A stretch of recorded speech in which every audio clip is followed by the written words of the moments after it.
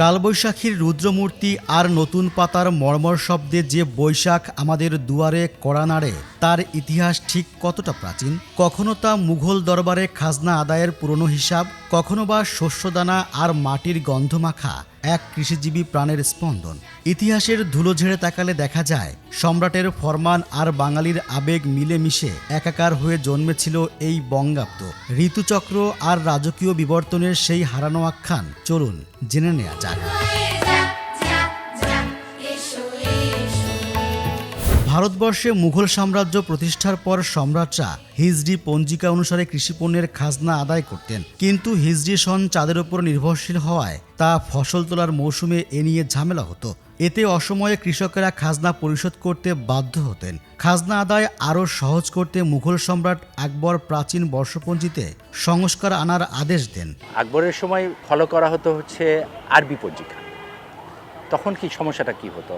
সমস্যাটা হতো যখন খাজনা নেওয়ার সময় হতো তখন কিন্তু কৃষকদের আর উঠতো না, ফসল উঠতো না। তাহলে কৃষকদের ফসল ওঠার জন্য আসলে আরও 1 মাস পরে ফসল উঠতো। তো সমস্যাটা হয়ে যেত এই কারণে তখন আকবর আপনি নির্দেশ দিলেন যে ফতে আলী সিরাজি, যিনি একজন চিন্তাবিদ গবেষক, তাকেই আসলে নির্দেশ দিলেন যে এটার ব্যাপারে কিছু করা যায় কিনা। সেই সময় কিন্তু এইটার নিয়ে উনি কাজ করে ওই সময় থেকেই ধরেন আগে তো ছিল বাংলা যে মাস ছিল সেটা চৈত্র ছিল প্রথম মাস, কিন্তু পরে হলো বৈশাখ প্রথম মাস। হ্যাঁ, এই বৈশাখের থেকেই এটা শুরু হলো যে বৈশাখ হলে পরে যেটা সুবিধা হয় সেটা হচ্ছে যে কৃষকরা সময় মতো ফসল তোলে এবং খাজনাটা দিতে পারে। 1584 খ্রিস্টাব্দের 10 মার্চ মতান্তরে মার্চের 11 তারিখ থেকে বাংলা সন গোনা শুরু হয়। তবে 1556 সালের 5 নভেম্বর আকবরের সিংহাসনে আরোহণের সময় থেকে এই সনের কার্যকারিতা ধরা হয়। প্রথমে সনের নাম ছিল ফসলি সন, পরে বঙ্গাব্দ বা বাংলা নববর্ষ নামে পরিচিত হয়। তখনকার সময় এই দিনের প্রধান ঘটনা ছিল একটি হালখাতা তৈরি করা। হালখাতা বলতে একটি নতুন হিসাব বইকে বোঝানো হতো। আসলে হালখাতা হলো বাংলা সনের প্রথম দিনে দোকানপাটের হিসাব আনুষ্ঠানিকভাবে হালনাগাদের প্রক্রিয়া। 1917 সালের প্রথম আধুনিক নববর্ষ উদযাপনের খবর পাওয়া যায়। প্রথম মহাযুদ্ধের ব্রিটিশদের বিজয় কামনা করে সে বছর পয়লা বৈশাখে হোমকীর্তন ও পূজার আয়োজন করা হয়। 1947 সালে পাকিস্তান সৃষ্টির পর থেকেই বিভিন্ন সময়ে বিভিন্নভাবে রবীন্দ্রচর্চায় নিষেধ আরোপ করা হচ্ছিল। যেসব অনুষ্ঠানে তার গান কবিতা থাকত সেখানে পাকিস্তানি দোসররা ভাঙচুরও চালাতেন নানা সময়ে। পাকিস্তানি শাসকদের মনে হয়েছিল পাকিস্তানে আর যাই থাক রবীন্দ্রনাথের অস্তিত্ব টিকিয়ে রাখা যাবে না। এই পরিকল্পনা বাস্তবায়ন করতেই একের পর এক সিদ্ধান্ত চাপিয়ে দিচ্ছিল বাঙালির ওপর, যার প্রতিবাদ স্বরূপ 1967 সালের পয়লা বৈশাখে রবীন্দ্রনাথের গানের মাধ্যমে ছায়ানট রমনার বটমূলে পয়লা বৈশাখ উদযাপন শুরু করে। পরে তা আরও বিকশিত হয়। রবীন্দ্রনাথের গানকে তারা আসলে রিজেক্ট করার চেষ্টা করেছে। এটা যে বাঙালি সংস্কৃতির, আমরা বাঙালি যে রবীন্দ্র গাইব, এটা তারা মেনে নিতে পারেনি। যার কারণে এটার উপর তারা একটা স্যাংশন দেওয়ার চেষ্টা করেছে, এটাকে নিষিদ্ধ করার চেষ্টা করেছে। পাকিস্তানিদের এই চাপিয়ে দেওয়া নিষেধাজ্ঞাকে প্রোটেস্ট করে ছায়ানট 67-তে আসলে রমনার বটমূলে প্রথম প্রোটেস্ট হিসেবে এই এই আয়োজন করে রবীন্দ্রসঙ্গীতের এসো হে বৈশাখ এসো এসো এই গানের মাধ্যমে। আরেক ইতিহাস বলছে তৎকালীন পূর্ব পাকিস্তানে পয়লা বৈশাখের প্রথম অনুষ্ঠান হয়েছিল 1951 সালে। আয়োজক ছিল লেখক শিল্পী মজলিস নামের একটি সংগঠন, যার নেতৃত্বে ছিলেন প্রখ্যাত কয়েকজন শিক্ষাবিদ, শিল্পী ও সাংবাদিক। বিখ্যাত সম্পাদক ও সাংবাদিক জহুর হোসেন চৌধুরী তার দরবারি জহুর বইতে নববর্ষ উদযাপনের একটি প্রাণবন্ত বিবরণ দিয়েছেন। তিনি জানিয়েছেন 1951 সালে লেখক শিল্পী মজলিসের আয়োজকেরা ঢাকার ওয়ারিতে অবস্থিত মাহবুব আলী ইনস্টিটিউটে প্রথমবারের মতো নববর্ষ উদযাপনের সিদ্ধান্ত নেন। উদ্দেশ্য ছিল বাংলা নববর্ষকে সাংস্কৃতিক জীবনের একটি অবিচ্ছেদ্য অংশ হিসেবে প্রতিষ্ঠিত করা।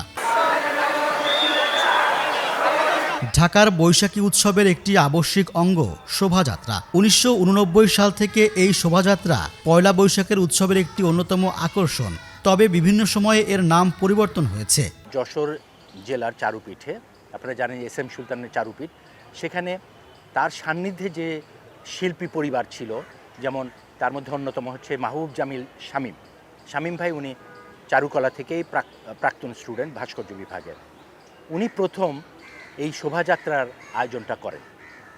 এই শোভাযাত্রাটা 1985 সালে, অর্থাৎ বঙ্গাব্দ 1392, এই সময়টা আনন্দ শোভাযাত্রার নামেই এটা শুরু হয়।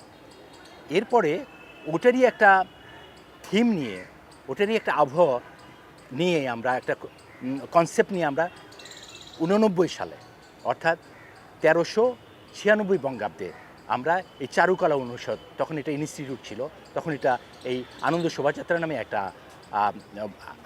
আয়োজন করা হয়, র্যালি আয়োজন করা হয়। এটার পরে 90-তে, অর্থাৎ 1397-তে এইটা মঙ্গল শোভাযাত্রা হয়, নামটা চেঞ্জ করে ফেলে। এবং তারপরে যে ধারাবাহিকতায় এটা বিভিন্ন পট পরিবর্তনের সময়ে কোনোবার মঙ্গল ছিল, কোনোবার আনন্দ শোভাযাত্রা ছিল, এভাবে এটা ধারাবাহিকভাবে চেঞ্জ হয়েছে। কিন্তু তাতে কি হয়েছে, বিভাজনটা তৈরি হয়েছে।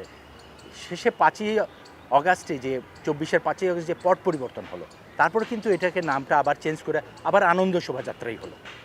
কিন্তু গণতান্ত্রিক সরকার আসার পরে আমরা আসলে এই ভেদাভেদ ভুলে আসলে ঐক্যের ডাক দিয়েছি।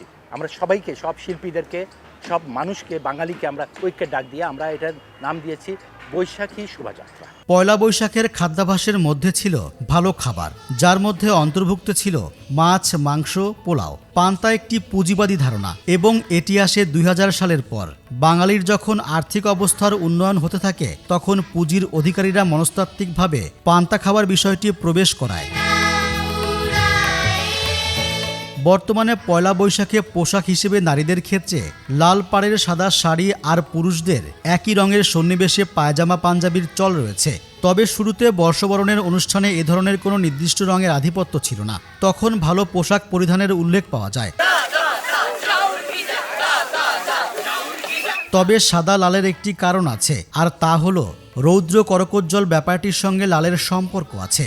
কারণ লাল হচ্ছে উজ্জ্বলতা এবং সূর্যের প্রতীক, আর সাদার মধ্যে শুভ্রতার বিষয়টি আছে।